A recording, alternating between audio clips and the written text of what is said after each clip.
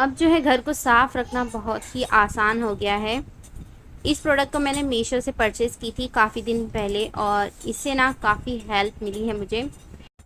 पहले मैं इस झाड़ू से ना डस्टिंग वगैरह का काम करती थी, दीवारों पर थोड़ा बहुत जो छटकने का होता था, लेकिन ये ना कुछ दिनों में ही छोटी हो जाती है। फिर जो काम है ना पेंडिंग में हो जाते हैं, फिर दीवारों को झटको नहीं तो जाले लगना शुरू हो जाते हैं। तो मीशो से मैंने इसे प्रोडक्ट को परचेज़ की थी और ये एकदम आराम से, इसकी 7 से 8 फीट ऊंचाई है, तो ये आराम से दीवार के ऊपर कोने तक के सब जगह पहुंच जाता है। तो इस तरह से ना जाला झटकने में बहुत आसानी होती है और जब भी हमारा दिल चाहे 2 दिन पे 3 दिन पे हम ये काम कर सकते हैं, जिससे कि घर में जाले वगैरह बनेंगे नहीं। तो इस तरह से काम में दिल भी लगेगा और हर 2 दिन पे जब क्लीन भी होते रहेगा तो जाले लगेंगे नहीं, घर पहले से ही क्लीन रहेगा। और इससे ना फ़ैन भी साफ़ हो सकता है। इसे बीच में से फोल्ड कर दिए, अंदर तार है, तो ये आराम से फ़ैन भी क्लीन कर सकता है। देखिए इस तरह से इसे फ़ैन को क्लीन कर सकते हैं। इससे हम फर्श भी क्लीन कर सकते हैं, ज़मीन को भी क्लीन कर सकते हैं। लेकिन इसका एक नेगेटिव पॉइंट है, जब हम ज़मीन क्लीन करते हैं ना गीला करके, तो जब इसे एक तरफ एक ही डायरेक्शन में हम लेकर जाते हैं तो इसका ये खुल कर निकल इसको ये ढीला होकर ना निकल जाता है, दोनों अलग हो जाता है ढीले होके।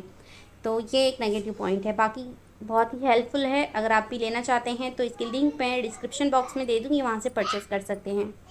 अस्सलाम वालेकुम माय यूट्यूब फैमिली, कैसे हैं आप सब? उम्मीद करती हूँ आप सब ठीक होंगे, खैरियत से होंगे। So welcome back to another vlog of Nagma Aslam.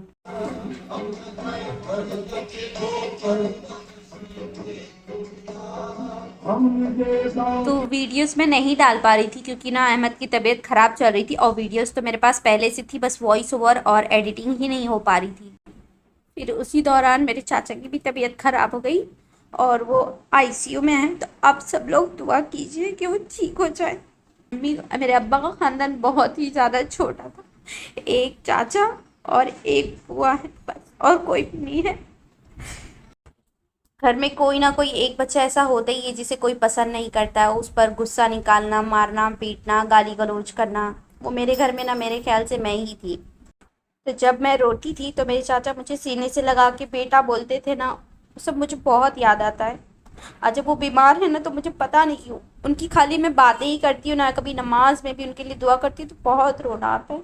इतनी तकलीफ़ होती है ना, ऐसा लगता है अल्लाह ताला मेरे चाचा को ना हर खुशी दे दे।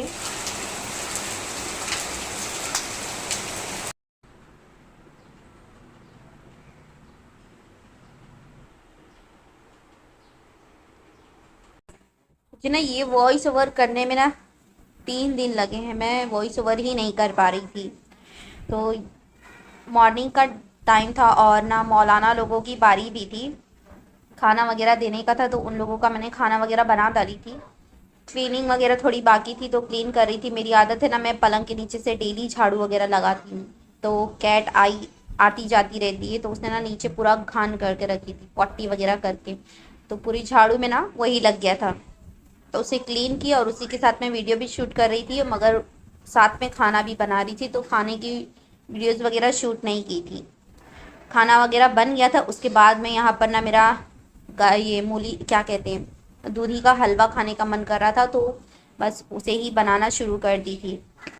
और ये वीडियो तब की है जब मैंने अपनी सेकंड लास्ट वीडियो अपलोड की थी ना, उसके बाद कंटिन्यू मैंने वो ये वीडियोस वगैरह शूट कर ली थी। लेकिन वॉइस ओवर करने के टाइम अहमद की तबीयत ख़राब हो गई और फिर उसके बाद जो है ना मेरी चाचा की तबीयत ख़राब हुई, तो मेरा ना वॉइस ओवर का दिल लग रहा था, ना ही एडिटिंग वगैरह का, ना ही वीडियो शूट का, कुछ भी नहीं। जब से मैं ऐसे ही बैठी हुई थी, दिन भर उदास बैठे रहो, कुछ समझ में ही नहीं आता है, घर में अकेले रहो तो और है ना दिमाग में बस मेरे चाचा ही घूमते रहते हैं।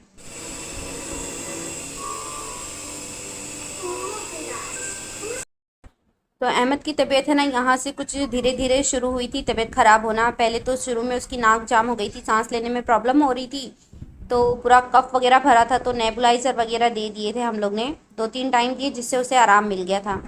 उसके बाद धीरे धीरे उसे बुखार वगैरह आना शुरू हो गया। और यहाँ पर ये टिफ़िन वगैरह जो मैंने बनाई थी, सालन बनाई थी और राइस रोटी बनाई थी मौलाना लोगों के लिए। टिफ़िन मैंने पैक करके रख दी थी कि जब वो बच्चे आ जाए टिफ़िन लेने के लिए तो नमाज में फिर निकाल के देना ना पड़े, बस उठाकर दे दे कोई भी।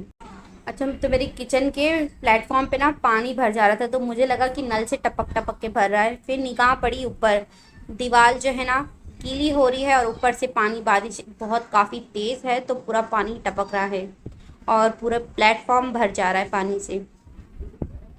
और दीवारें भी टूटना शुरू हो गई है फिर से। अभी इसे 1 ईयर भी नहीं हुआ है बनाकर ना, पूरा घर पूरा ख़राब हो गया है। दीवारें टूट रही हैं, पिलरें टूट रहे हैं, दीवारें पानी से फूल फूल कर गिर रही हैं। और अभी हमारा लंच का टाइम हो रहा था। अफीफ़ा को खाना था नली, तो बस फ्राई कर रही हूँ यहाँ पर। अभी हमारा लंच हो जाएगा। और आज ही ना मेरा एयर फ्रायर आने वाला है, तो मुझे तो बिल्कुल भी सब्र नहीं हो रहा है। एयर फ्रायर का कितना इंतज़ार कर रही थी मैं, और पूरा दिन मुझसे सब्र ही नहीं हो रहा था। फ्रायर आ गया। अफीफा अफीफा जल्दी देख, जल्दी इसको खोलेंगे। आजा आजा, वीडियो बनाएगी कि नहीं? आँख खोल के देखेगी तो नहीं ना अफीफा? नहीं खोलेगी? अच्छा तू कटिंग कर, चल मैं वीडियो बनाती। जल्दी आजा आजा आजा आजा।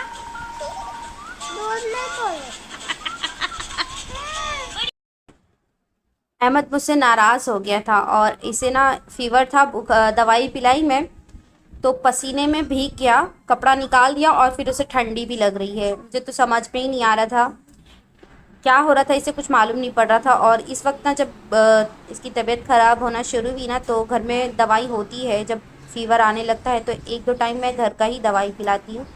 जब फिर दवाई से नहीं आराम पड़ता है तब इसे मैं डॉक्टर के पास लेकर जाती हूँ। मुझे पता चला ना कि आज मेरा एयर फ्रायर आने वाला है, तो मुझसे तो बिल्कुल भी सब्र ही नहीं हो रहा था।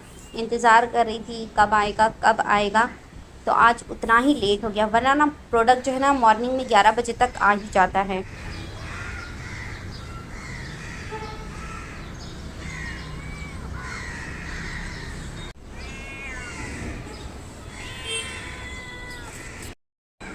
फाइनली एयर फ्रायर आ गया है और इसकी अब मैं अनबॉक्सिंग करूँगी। तो स्टिकर देखकर तो पता ही चल गया होगा कहाँ से मंगाई हूँ। तो यहाँ ये ना मैंने फ़्लिपकार्ट से मंगाई हूँ और ये मुझे कुछ 8,500 का पड़ा है। वैसे मैं इसके लिंक डिस्क्रिप्शन बॉक्स में दे दूँगी, जिसे भी परचेज़ करना हो वो परचेज़ कर सकता है।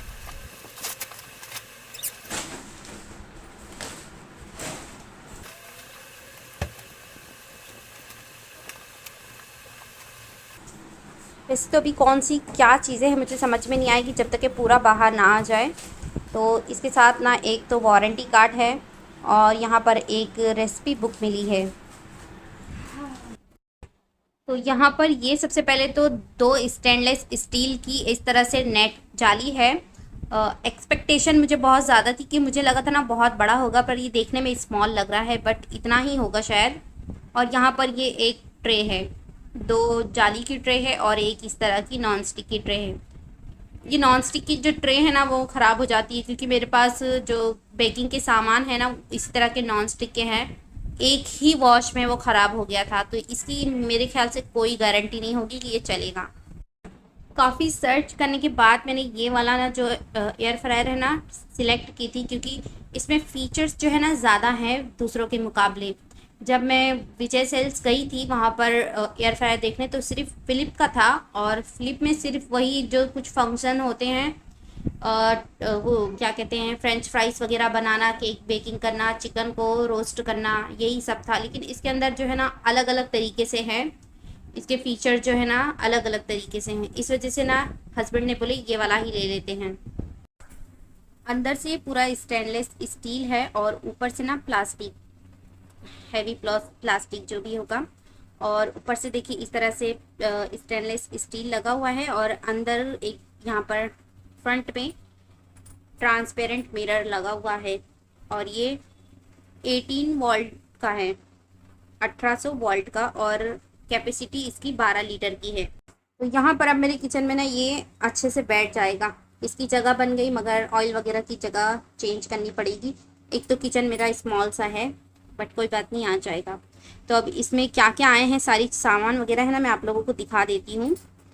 ये है किस चीज़ के लिए है, ये जो रोटीसरी बास्केट है इसके अंदर नली या फिर सोयाबीन वगैरह कुछ भी फ्राई, जो कि चारों तरफ से क्रिस्पी करनी हो ना, इसमें फ्राई कर सकते हैं आराम से। और यहाँ पर देखिए किस तरह से खुलता है। अच्छा, इसे ना इस तरह से ओपन करेंगे, आगे से प्रेस करेंगे पीछे की तरफ, तो ये खुल जाता है। और ये इसके अंदर से जो निकला है ना, ये दूसरे चीज़ों के लिए है, ये सिर्फ एक ऐसी बास्केट है बस। और ये जो बास्केट है ना, इसमें हम फ्रेंच फ्राइज़ वगैरह बना सकते हैं या फिर पकोड़े वगैरह फ्राइज़ कर सकते हैं।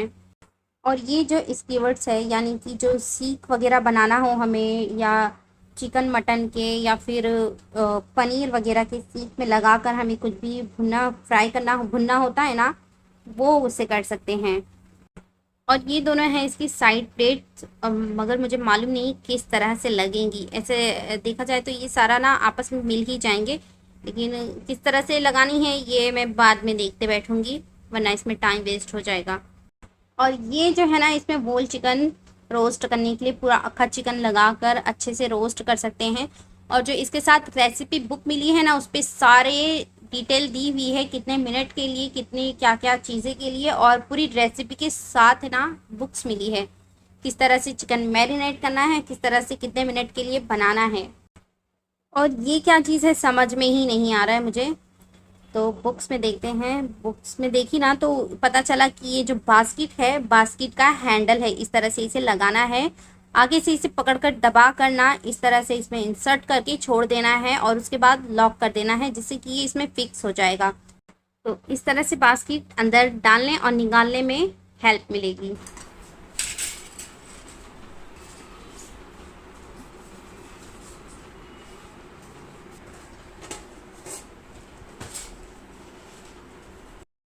तो देखिए, मैंने नहीं आप लोगों से कही थी कि ये ना बहुत ही जल्दी ख़राब हो जाएगा। देखिए ये अहमद ने क्या किया ना, ये नॉन स्टिक पर ना स्टील की ट्रे रख दिया, तो जिसकी वजह से थोड़ा सा खरोच लग गई है।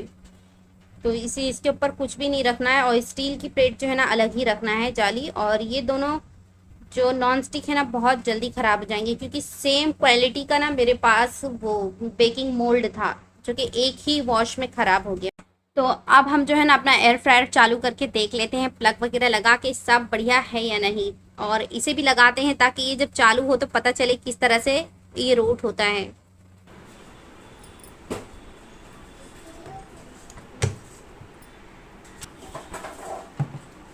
उप्स, ये तो लग ही नहीं रहा है, क्योंकि इसकी 3 पिन जो है ना बड़ी है और हमारे बोर्ड की 3 पिन छोटी है। ये ना एसी वाले उसमें लग सकता है, उसकी पिन बड़ी होती है। अब यहाँ पर ना इसका बोर्ड चेंज करना पड़ेगा। अब उसे मैं चालू करके तो नहीं दिखा सकती, क्योंकि हस्बैंड आएंगे ना तब वो लगा कर चालू करके चेक कर लेंगे। यहाँ पर रेसिपी देख लेते हैं, काफ़ी अच्छी रेसिपी है, और सारी ना इंग्रेडिएंट्स के साथ कितनी क्वांटिटी क्या है सब कुछ इस पर लिखा हुआ है, मेंशन किया हुआ है। अगर बनाना हो तो, जिसे नहीं बनाना हो तो वो देख के भी बना सकता है।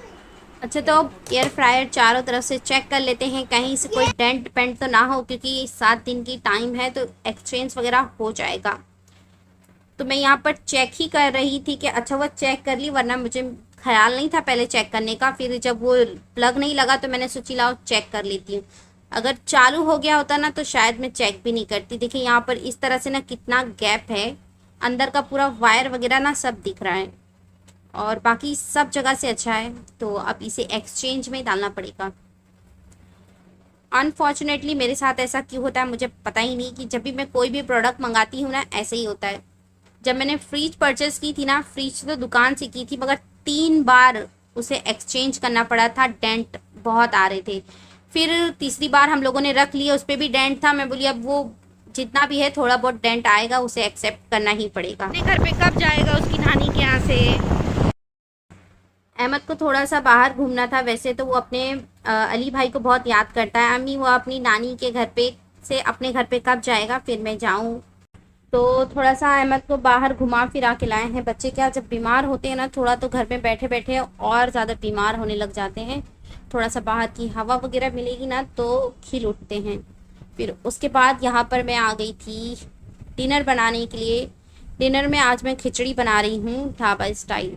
वैसे तो जो ढाबों वगैरह पर या होटलों में खिचड़ियाँ बनती हैं ना, वो लोग क्या करते हैं दाल और राइस वगैरह ना अलग अलग बना कर रखते हैं। जैसे चीज़ों का ऑर्डर आता है मिक्स करके तड़का लगा कर दे देते हैं। मगर यहाँ पर मैं अपने तरीके से बना रही हूँ। तो मैं यहाँ पर ना मिक्स बनाऊंगी। मैंने 3 किस्म की दाल ले ली है, तुअर की और मसूर की और मूंग की दाल थोड़ी थोड़ी ली है। जो जैसी दाल चाहे ले सकते हैं, या सिर्फ सिंगल दाल मूंग की दाल भी ले सकते हैं। तो अब चीज़ राइस को और दाल को मिक्स कर ली हूँ। राइस मैंने 1 कप ली हूँ और उससे थोड़ी सी कम मैंने दालें ले ली हूँ। अब इसे अच्छे से ना 3-4 पानी से वॉश कर लेंगे। उसके बाद पानी डालकर इसे तकरीबन 15 से 20 मिनट भीगने के लिए छोड़ देंगे। आफ्टर 15 मिनट इसे कुकर में डालेंगे और इसका 4 गुना पानी ज़्यादा डालेंगे। जैसे अगर 2 कप लिए हैं तो इसके अंदर 2 कप राइस और वो है मिलाकर, तो इसमें 4 से 6 कप पानी डालेंगे। अच्छा गीला खिचड़ी बनेगा ना, उतना ही अच्छा लगेगा। और जैसे अगर आपके घर में खाना 1 कप बनता है तो 1 कप से थोड़ा कम ही ले, क्योंकि जब खिचड़ी गीली बनती है ना तो ज़्यादा हो जाती है, तो उतनी खाई भी नहीं जाती है। उसके बाद यहाँ पर मैंने हल्दी और नमक ऐड कर दी हूँ, टेस्ट के अकॉर्डिंग ऐड करेंगे। लीड लगाकर हाई फ्लेम पर 2 सीटी आने तक के पका लेंगे।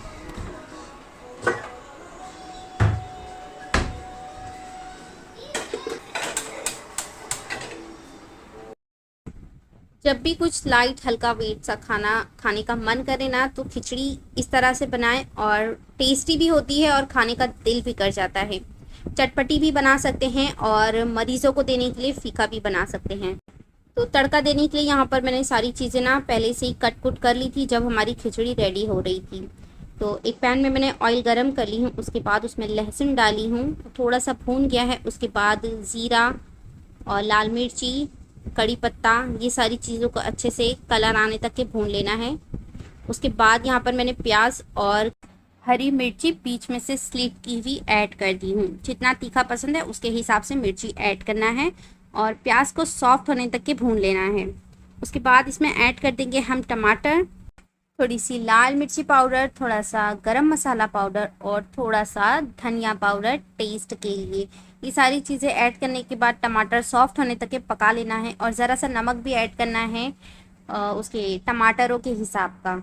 अच्छा तो मुझे ना यहाँ पर ना गड़बड़ी हो गई थी। मैं राइस है ना 2 कप बनाती हूँ, तो मैंने और 1 कप दाल बनाती थी, मगर मैंने 2 कप दाल भी ले ली, तो खिचड़ी ना बहुत ज़्यादा हो गई है। तो इसमें से मैंने तड़का ना सिर्फ आधे का दूंगी और आधा रख दूंगी। उसमें से बच्चा अहमद जो है ना सादी खिचड़ी भी खा लेगा और साथ ही मैं वो दूसरे दिन कर सकती हूँ, क्योंकि खिचड़ी बहुत ज़्यादा हो गई है। इतनी ज़्यादा मुझे चाहिए नहीं और इसे अभी गीला भी करना है, ड्राई भी हो गई है।